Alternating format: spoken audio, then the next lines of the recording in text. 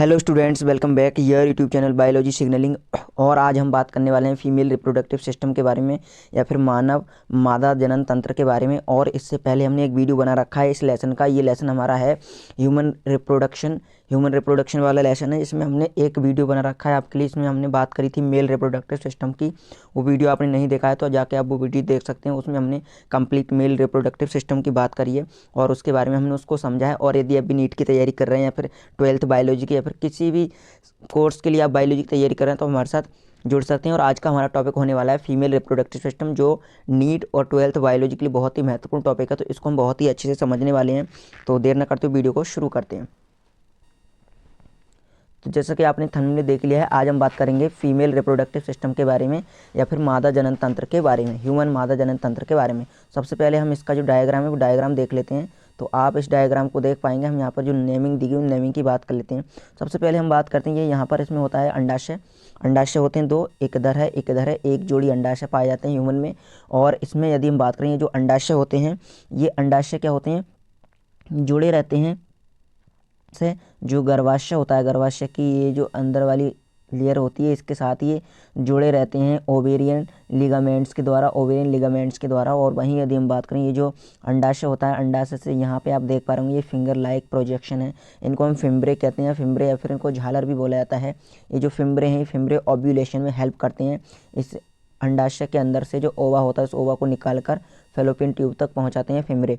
और इसके बाद यदि हम देखें इसमें, तो आप इसमें देख पाएंगे ये वाला जो भाग होता है, जो फिम्ब्रे है, फिम्ब्रे का जस्ट पिछला भाग, ये वाला भाग कहलाता है। इसमें हमारा इनफंडिबुलम या फनेल शेप होता है, एक कीप आकार भाग होता है, इसको इनफंडिबुलम कहते हैं। इनफंडिबुलम के बाद ये पिछला भाग जो होता है, ये वाला, इस भाग को हम बोलते हैं एम्पुला। और एम्पुला में क्या होता है, एम्पुला में ही जो फर्टिलाइजेशन है उसकी प्रक्रिया संपन्न होती है। फर्टिलाइजेशन की प्रक्रिया जो है एम्पुला में संपन्न होती है। उसके बाद ये जो संकरी नलिका के समान संरचना होती है, जिसको हम इस्थमस कहते हैं, संकरी नलिका के समान संरचना होती है, इसको इस्थमस कहते हैं, जो गर्भाशय में जाकर खुलती है। ये संकरी नलिका के समान संरचना गर्भाशय में जाकर खुलती है, इस संकरी नलिका को हम बोलते हैं इस्थमस। और इसमें ये जो तीनों भाग दे रखे हैं हमारे, इनफंडिबुलम और एम्पुला और इस्थमस, इन तीनों को मिलाकर हम बोलते हैं फैलोपियन ट्यूब। क्या बोलते हैं, फैलोपियन ट्यूब। और यदि इसकी हम बात करें, ये जो उभरा हुआ भाग है, ये वाला भाग, इसको हम फंडस बोलते हैं। और ये फंडस जो है गर्भाशय का ही भाग होता है। इसके अलावा यदि हम देखें, ये वाला जो भाग है, ये भाग, इसको हम बोलते हैं गर्भाशय या फिर यूट्रस, जो बॉम्ब लाइक होता है। हम कह सकते हैं कि उल्टी नाशपाती के आकार का होता है। कौन, गर्भाशय या फिर ये जो गर्भाशय, इसको बॉम्ब भी कहते हैं। बॉम्ब मतलब बच्चादानी बोला जाता है गर्भाशय को। और ये उल्टी नाशपाती के आकार का होता है। इसका जो आकार है वो पूछ लिया जाता है कई बार एग्जाम्स में, बोर्ड परीक्षा में। बाकी नीट में ये क्वेश्चन नहीं पूछा जाएगा। और इसके बाद यदि हम देखें तो इसमें 3 लेयर होती हैं या फिर 3 मेम्ब्रेन या परत होती हैं। एक होती है अंदर वाली, जो मेम्ब्रेन है आप देख पा रहे होंगे, इस मेम्ब्रेन को हम बोलते हैं एंडोमेट्रियम। एंडोमेट्रियम बोला जाता है। और ये जो एंडोमेट्रियम होती है यानी ग्रंथिल होती है। और उसके बाद ये वाला जो भाग है, जो खाली भाग है, इसको हम बोलते हैं मायोमेट्रियम। और मायोमेट्रियम हमारी स्मूथ होती है, स्मूथ मतलब चिकनी होती है। वहीं यदि हम बात करें, जो हमारी पेरीमेट्रियम है, पेरीमेट्रियम मतलब सबसे बाहर वाली, ये झिल्लीनुमा या मेम्ब्रेनस होती है। तो इस प्रकार से गर्भाशय की 3 मेम्ब्रेन होती हैं, एंडोमेट्रियम, मायोमेट्रियम और पेरीमेट्रियम। ये आपको ध्यान रखनी है।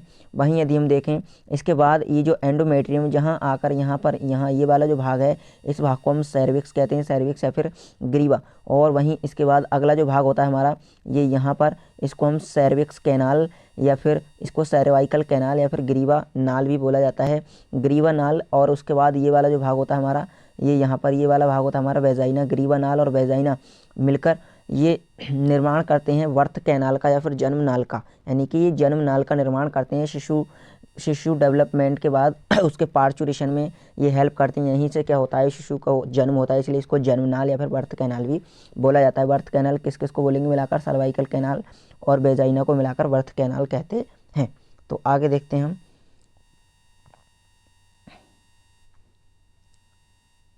तो आगे हम देख पाएंगे कि इसमें जो एंडोमेट्रियम है,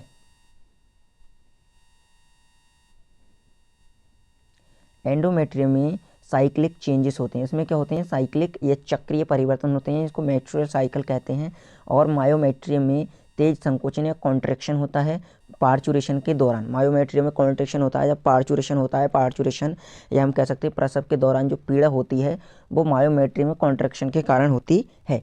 और फैलोपियन ट्यूब जो होती है, फैलोपियन ट्यूब के 3 भाग होते हैं, जैसे मैंने अभी आपको बताया था, इन्फंडिबुलम, एम्पुला और इस्थमस। सबसे अगला भाग इन्फंडिबुलम, फिर एम्पुला, इस्थमस। एम्पुला में फर्टिलाइजेशन की प्रक्रिया संपन्न होती है। तो यहाँ आप देख पाएंगे fallopian tube, sperm plus ovum मिलेंगे और स्पर्म ओवम के मिलने से जाइगोट बनेगा, जाइगोट से मोरूला बनेगा, मोरूला से ब्लास्टोसिस्ट स्टेज आएगी। उसके बाद आगे की जो प्रोसेस है वो होंगी। तो आगे देख लेते हैं। आगे हम बात कर लेते हैं यूट्रस जो होता है, यूट्रस या फिर हम कह सकते हैं गर्भाशय, ये क्या होता है, फीमेल हार्मोन्स को क्या यूट्रस फीमेल हार्मोन्स को रिलीज़ करता है। एस्ट्रोजन एंड प्रोजेस्टेरोन को क्या करता है, वो रिलीज़ करता है, सिक्रीट करता है, स्त्रावित करता है। वहीं आगे हम देख लेते हैं, इसका पाथवे देख लेते हैं। तो फैलोपियन ट्यूब, इसमें इन्फंडिबुलम होता है, इन्फंडिबुलम के बाद एम्पुला भाग आता है, एम्पुला के बाद आता है हमारा इस्थमस, इस्थमस के बाद यूट्रस और यूट्रस से आता है सर्विक्स। तो ये हमें ध्यान रखना है, जैसे अभी हमने आपको डायग्राम में भी बताया था। वहीं यदि हम देखें इसमें एक्सटर्नल जेनिटेलिया कौन कौन से होते हैं, तो फीमेल की यदि बात करें, फीमेल के केस में एक्सटर्नल जेनिटेलिया होते हैं हमारे मॉन्स प्यूबिस या जघन शैल, और वहीं दूसरा होता है लेबिया मेजोरा या व्रस्ट भगोष्ठ, और उसके बाद लेबिया माइनोरा लघु भगोष्ठ, फिर होता है क्लाइटोरिस भगशेख, और फिर होता है हाइमेन या फिर योनिछिद। तो ये क्या होते हैं, एक्सटर्नल जेनिटेलिया होते हैं फीमेल रिप्रोडक्टिव में। अब इसमें देख लेते हैं किसका क्या नाम होता है, क्या काम होता है। ये क्या है, ये गद्दी नुमा भाग है और बस ये ऊतक से निर्मित होता है। ये बना होता है फैटी एसिड से। कौन, मॉन्स प्यूबिस। मॉन्स प्यूबिस क्या है, फैटी एसिड से बना होता है। मॉन्स प्यूबिस की बात करते हैं, लेबिया मेजोरा की बात करें तो ये क्या होता है, मॉन्स प्यूबिस से नीचे तथा योनि द्वार को घेरे रहता है। The outer lip of vulva and covering of vaginal opening. ये क्या होता है, आउटर लिप होता है वल्वा का और कवरिंग होती है वेजाइनल ओपनिंग की। और इसके बाद यदि हम बात करें लघु भगोष्ठ की, तो ये होता है हमारा आंतरिक भाग, ये छोटे बलन होते हैं।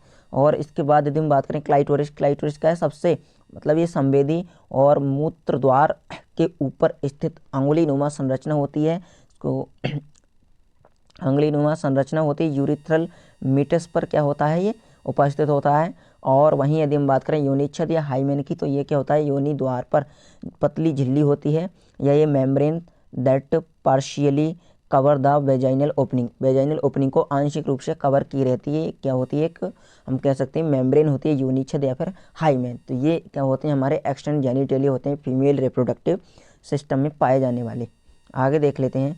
आगे अब हम बात कर लेते हैं कुछ पॉइंट्स की, जैसे समजात अंग। यहाँ से क्वेश्चन पूछा जाता है समजात अंग। अब ये जो समजात अंग हैं, समजात अंग का अर्थ ये है कि male and female reproductive system में कौन कौन से अंग सेम कार्य करते हैं। तो अगर हम मेल की बात करें तो मेल में जो वृषण कोश से स्क्रोटम होता है, उसमें जो हेयर कवरिंग होती है वो सेम हमें मॉन्स प्यूबिस से जगन शैल में देखने को मिलती है।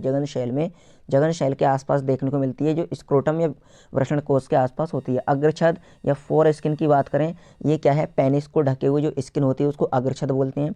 ऐसे ही लेबिया मेजोरा क्या है, कवरिंग ऑफ वेजाइना, वो वेजाइना को कवर करती है लेबिया मेजोरा। उसके बाद आगे देखते हैं, आगे हमारा शिशन मुंडक। तो शिशन मुंड या शिशन मुंडक की बात करें, ग्लांस पेनिस, और ये क्या होता है, भगशेख या क्लाइटोरिस संवेदी होता है। जैसे कि शिशन मुंडक या फिर हम कह सकते हैं ग्लांस पेनिस संवेदी होता है, ठीक वैसे ही फीमेल में भगशेख या फिर क्लाइटोरिस संवेदी होता है।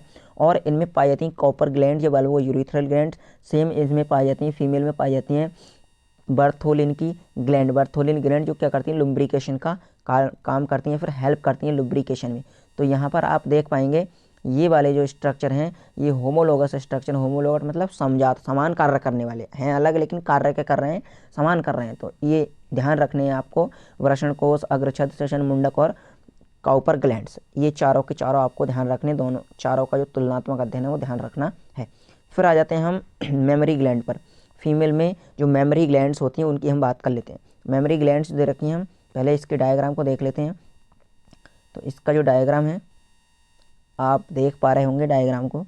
तो ये जो डायग्राम है इसका, ये हमारे पास डायग्राम मेमोरी ग्लैंड का या फिर स्तन ग्रंथि का। तो इस स्तन ग्रंथि की यदि हम बात करें तो स्तन ग्रंथि में दर की तरफ ये कुछ पेशीय संरचनाएं होती हैं। इसमें परशुका पशली होती है। परशुका पशली के अलावा ये वाली जो स्ट्रक्चर है यहाँ आप देख पा रहे होंगे, परसिकाओं के बीच की पेशियाँ, मसल्स बिटवीन रिब्स, और फिर बृहत्तम अंशपेशी या पेक्टोरलिस मेजर मसल्स होती हैं, ये वाली सब पेक्टोरलिस मेजर मसल्स होती हैं। और वहीं यदि हम बात करें इसमें ये जो साइड की तरफ होते हैं ये फैटी या हम कह सकते हैं वशीय ऊतक होते हैं, वशीय ऊतक से ये बनी होती है साइड की संरचना। और इसके बाद इसमें ये वाली जो स्ट्रक्चर है ये क्या है, ये है स्तनपाली या फिर मेमोरी लोब्स। और ये मेमोरी लोब क्या होती हैं, स्तन कूपिका मिलकर क्या बनाती हैं, स्तन कूपिकाएँ बनाती हैं। और ये स्तन कूपिकाएँ, ये स्तन कूपिकाएँ जहाँ पर खुलती हैं उसको हम एम्पुला कहते हैं। ये वाला जो भाग होता है, ये वाला भाग, इसको हम एम्पुला बोलते हैं। और ये जो एम्पुला होता है, एम्पुला आगे चलकर खुलता है हमारा स्तन नलिका में, स्तन नलिका में या फिर मेमोरी डक्ट में। और मेमोरी डक्ट आगे चलकर खुलती है एल्विलाई में। एल्विलाई के बाद आती है हमारी लैक्टिफेरस डक्ट। और लैक्टिफेरस डक्ट या हम कह सकते हैं इसको दुग्ध वाहिनी। और दुग्ध वाहिनी आगे चलकर एक ओपनिंग होती है इसकी, जिसको हम बोलते हैं चूचूक या फिर निप्पल। यहाँ से इस प्रकार से इसका क्या होता है, पाथवे होता है। तो आप इस पाथवे को यहाँ से देख सकते हैं। तो सबसे पहले यदि हम बात करें जो मेमोरी ग्लैंड होती हैं उनकी बात कर लेते हैं।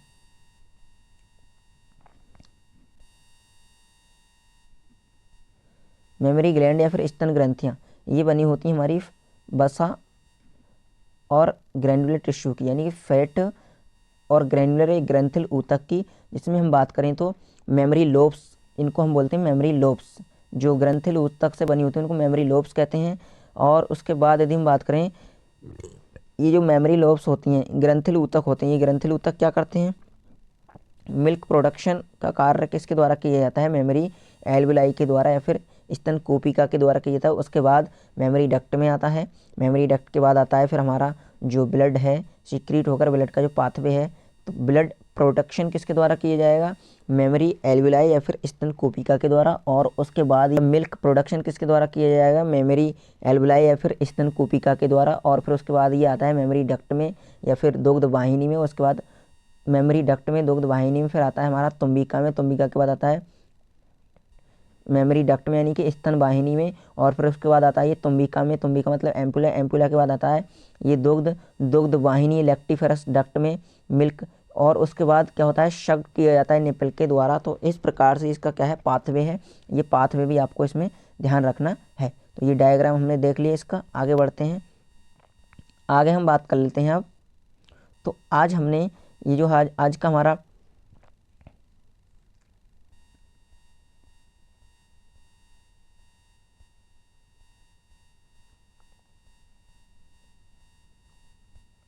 जो आज का हमारा टॉपिक था, आज के टॉपिक में हमने बात करी थी फीमेल रिप्रोडक्टिव सिस्टम के बारे में या फिर मादा जनन तंत्र के बारे में। और इसके बाद जो अगला हमारा वीडियो है वो होने वाला है गैमिटोजेनेसिस पर। तो ये हमारा सेकंड लेक्चर है। उसके बाद तीसरा लेक्चर हमारा गैमिटोजेनेसिस पर होने वाला है। और यदि आप ये नोट्स PDF फॉर्म में प्राप्त करना चाहते हैं तो आप हमें टेलीग्राम पर सर्च कर सकते हैं बायोलॉजी सिग्नलिंग, वहाँ आपको ये नोट्स PDF फॉर्म में मिल जाएंगे। या फिर आप वहाँ पहुँचकर हमें मैसेज कर सकते हैं, हम आपको PDF फॉर्म में ये नोट्स प्रोवाइड करने की पूरी कोशिश करेंगे।